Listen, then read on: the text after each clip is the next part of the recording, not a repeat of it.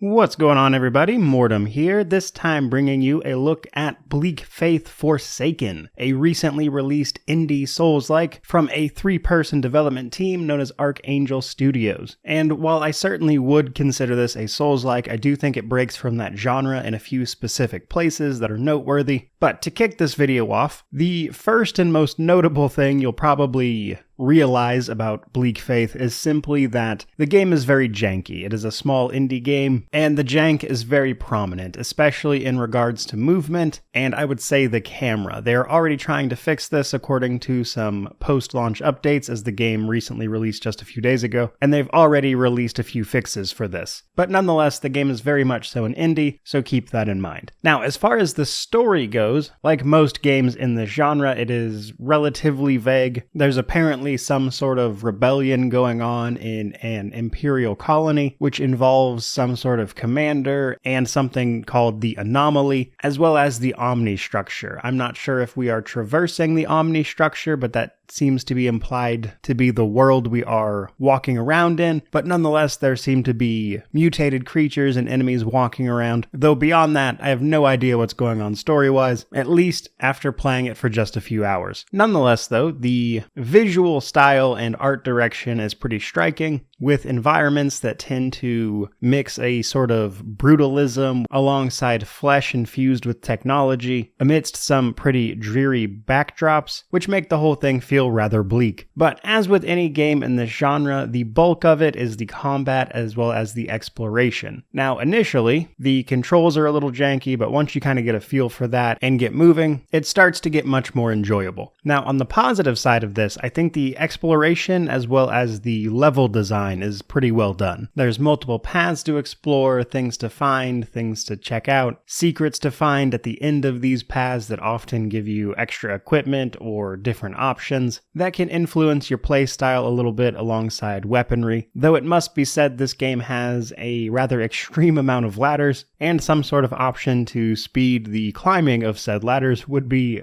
well received, I imagine. But I do think the exploration of this sort of familiar but at the same time almost alien environment was pretty fun once you get a handle for the movement and the combat. Now on the combat side of things, I think the bones of a good system are here, but it does miss the mark a little bit for me at least, and this is primarily due to the jankiness of the system, in particular things like hitboxes. So for starters, this game's combat doesn't really seem to deal with elevation very well. There seem to be issues with collision detection and the hitboxes. For instance, if you can fight an enemy on stairs and you're the one lower, they're almost guaranteed not to hit you because the hitbox only seems to account for what is directly in front of the enemy, and if you're even a little bit lower than them, you can just wail on their legs until they die and they can't hit you at all. And then there are other times where attacks just don't seem to do anything. They'll pass through either you or the enemy and do absolutely nothing. Though this is a problem that does go both ways in all of these instances,